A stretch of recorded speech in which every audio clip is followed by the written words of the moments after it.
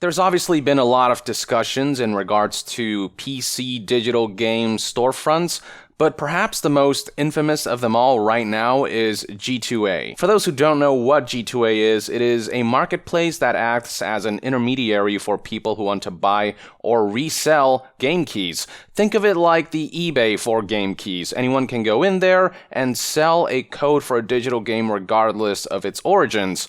Over the years, G2A has faced a number of controversies due to its lax security measures on a system that's rife with fraudulence. It's why games industry pundits have labeled G2A as a gray marketplace, a term used to describe a distribution platform that's not authorized by a product's creator and manufacturer. It's not quite black market because the products being sold on G2A aren't illegal, but it's also not a marketplace that's approved by publishers and developers or sells games in a way that these entities approve them.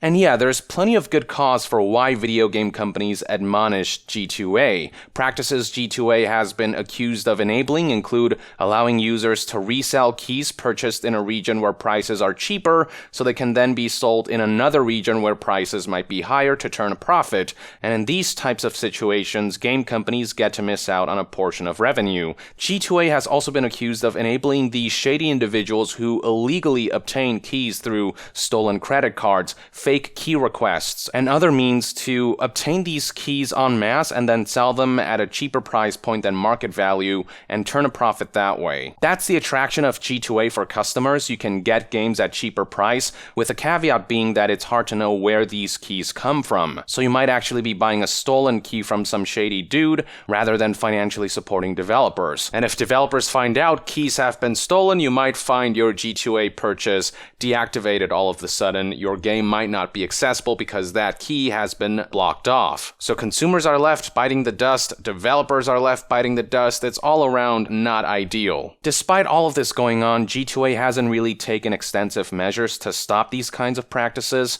and as a result, the company continues to face scrutiny from game companies and pundits alike. Most recently, G2A found itself under the limelight after being called out by Mike Rose, company director of a small publishing label going by the name No More Robots. On June 29th, Mike tweeted the following: "In the latest episode of Fuck G2A, G2A has taken out sponsored ads on Google, which means that when you search for our games, you get G2A popping up above our own links, and we make zero money on our games if people buy through the ads. And when you try to turn their ads off," this is followed up by a clip showing that G2A ads cannot be switched off. Mike then added this: "Please, if you're going to buy a game from G2A, just pirate it instead, genuinely. Devs don't see a penny either way, so we'd much rather G2A didn't see money either." The notion that a marketplace is so detrimental that developers prefer players pirate their games instead of buying them on this marketplace certainly raised some eyebrows, and soon enough, this whole ordeal began making headlines.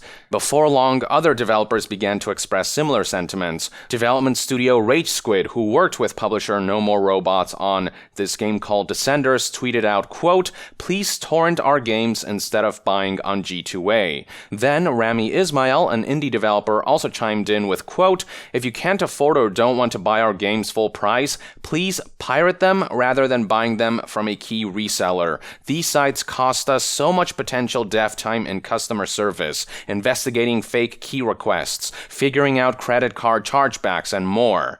As this whole story continued to gain traction, G2A eventually got wind of the backlash and went on the defensive. On July 1st, for example, Mike pointed out that following his accusations, G2A had many of their sponsored streamers read out these statements defending the company and, as Mike put it, explaining why they're not evil. Then on July 4th, Mike noted that he saw G2A calling him a liar on Facebook and claiming Mike never got in contact with the company before Mike stated that he's tempted to just dump the entire email chain he had going with G2A, as well as the shitty contract they asked them to sign as a means to disprove G2A. From there, G2A issued an official response in which they accused indie developers of wanting to get attention by making these claims against the marketplace, all while G2A propped themselves up. The company talked about how their goal is to create a marketplace where people can get games for cheaper, how it's impossible for them to check every single key being sold and ensure their legitimacy. recently, how they now offer money-back guarantee to customers should there be something off with a purchase,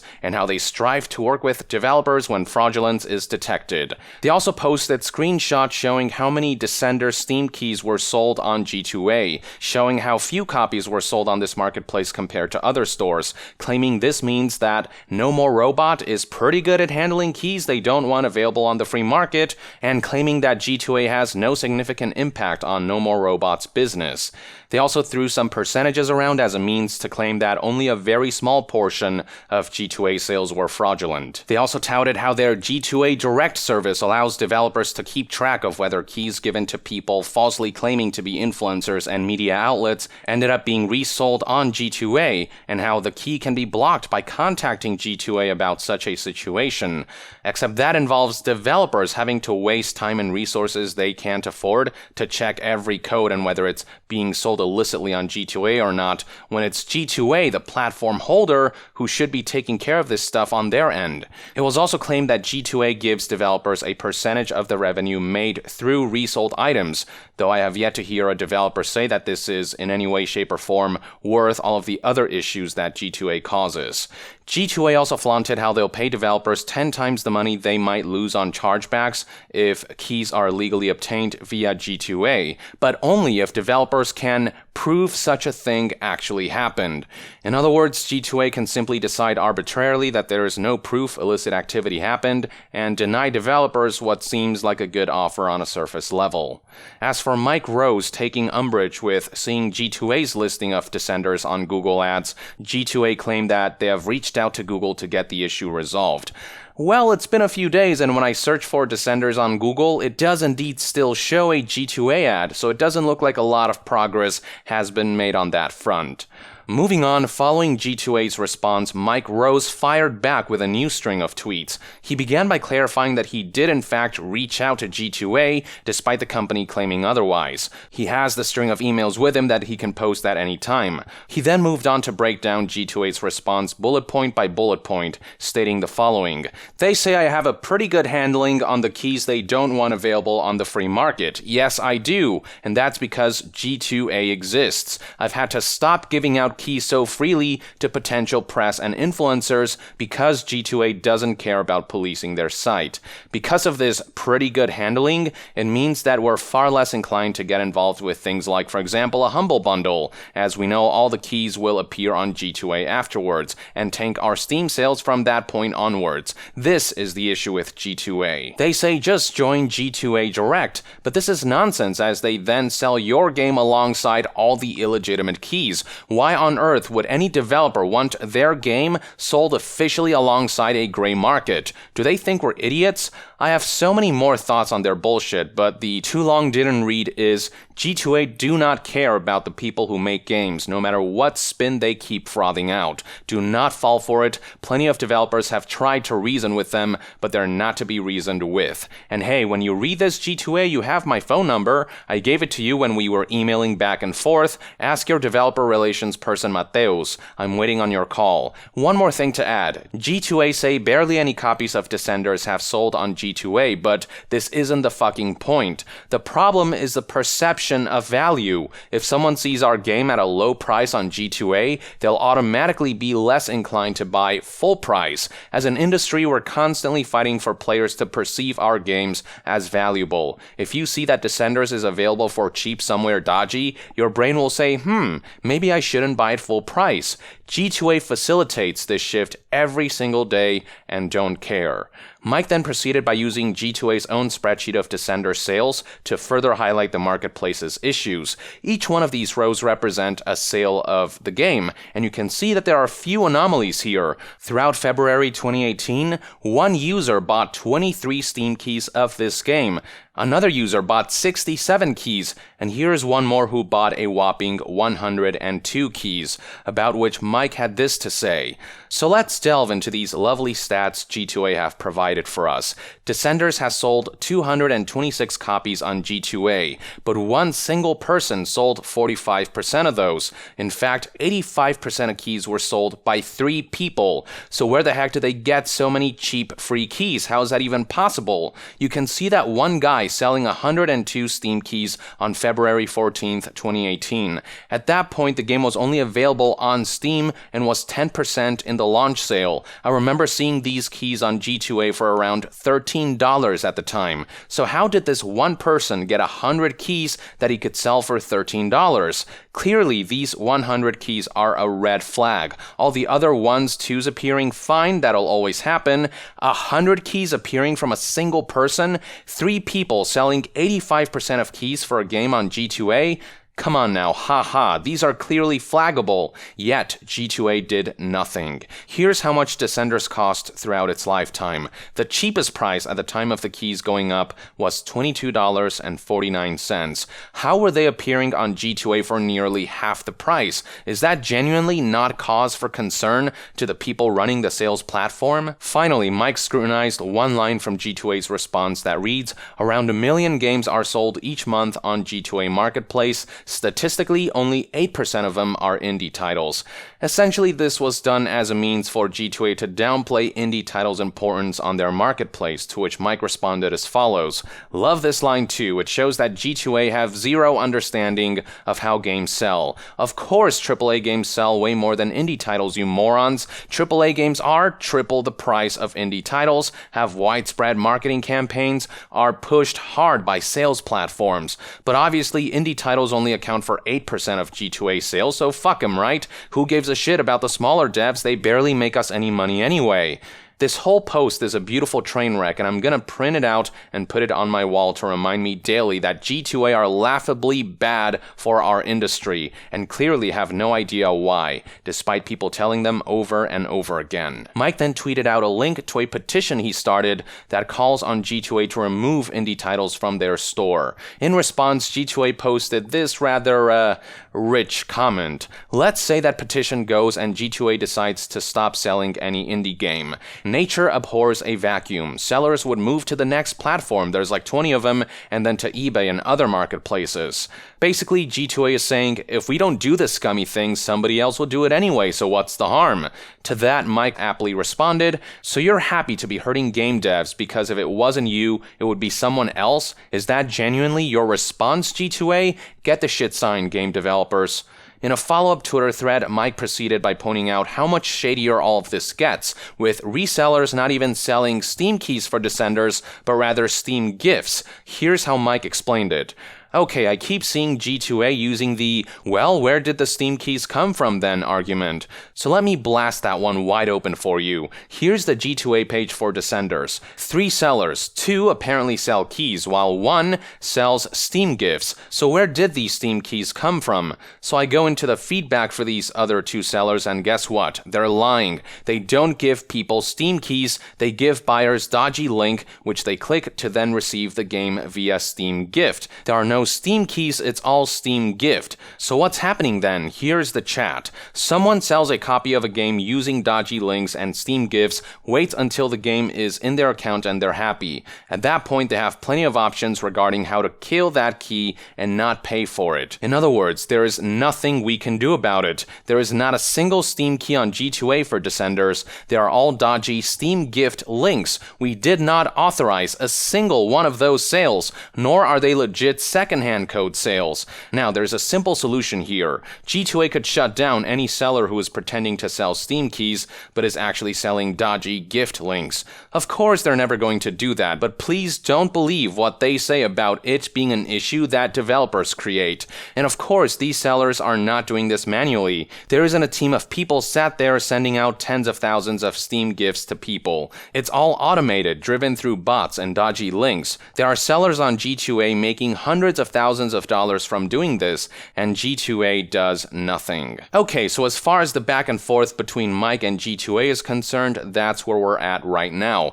But here's the cherry on top when it comes to G2A shadiness. On July 8th, 2019, which is today, various media outlets began to receive an email from G2A asking them to write an article. This email was sent out to 10 distinct outlets, among them being IndieGamePlus.com. One of the website's contributors, Thomas Faust, posted the email in question on Twitter, and as you'll soon see, it is really shady stuff. It reads, quote, "My name is Adrian and I represent a global digital marketplace called G2A.com. Our company is one of the biggest and most popular trading platforms in the world. It is a place where buyers and sellers of games and other digital and physical goods meet to make transactions. I'm contacting you because I think your website matches our interests perfectly, and we would like to find out more about publishing and advertising opportunities that you can offer. At the moment, we are trying to improve our brand awareness and public image, especially among the indie and smaller game developers. Unfortunately, the majority of the public does not understand either our business model or how we try to make sure our customers can safely purchase digital products.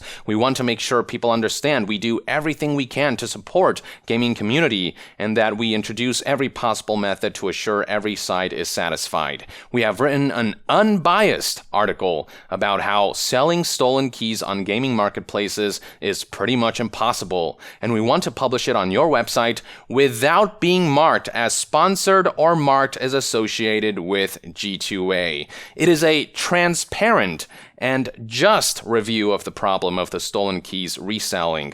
Below, I attach an excerpt of the article. If you want the full article, just let me know. If you're interested in publishing the article, please provide me with the pricing and details about your options for such content publication." That is right, ladies and gentlemen. G2A just offered to pay media outlets money to act as their mouthpiece, to publish this so-called unbiased, transparent, just article of theirs. Making matters worse, they asked these media outlets to intentionally exclude mention of G2A, that they pretend whatever article G2A was presenting was the outlet's opinion rather than sponsored and written by G2A. They asked media outlets to break any semblance of journalistic integrity and ethics for extra cash, because, this article is meant to be so transparent.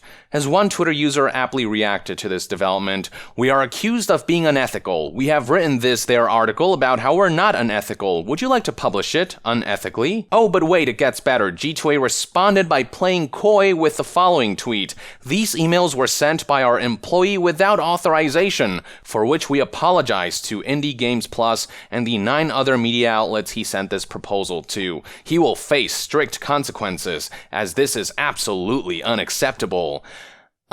Yeah. It was a rogue employee, I'm sure.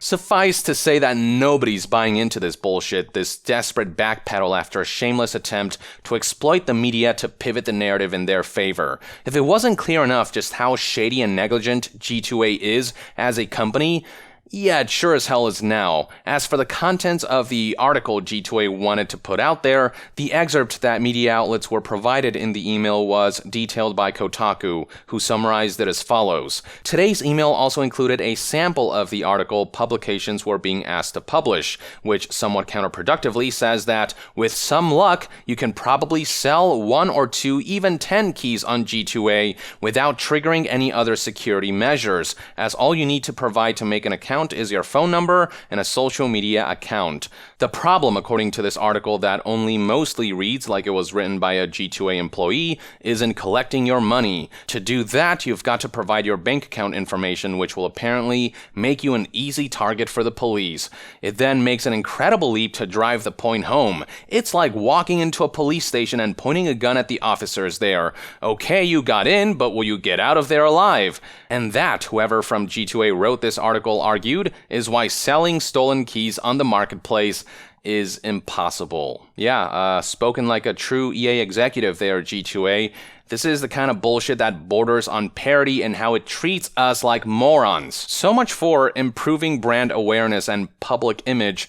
This whole debacle only further solidified what an unprincipled, irresponsible, and underhanded company G2A is. There's really not much I have to say here, not much I have to explain. This story and G2A's actions, their disregard for taking responsibility and ensuring that their marketplace runs in an ethical manner, speak for themselves. I mean, my god, they're so full of shit. This is a company that's been consistently seen as shady by developers from all walks of life. This is a company with a consistently questionable history, and their most recent, desperate, shady attempt to shift the narrative certainly won't fool anyone with half a brain's worth of common sense. G2A is clearly more than happy to continue exploiting indie developers as long as their shady company and their shady gray market continues to thrive. Huge kudos to Mike Rose for speaking out about this and explaining how G2A is screwing over developers. Here's hoping that this story continues to pick up traction until either G2A decides to stop being complacent to fraudulence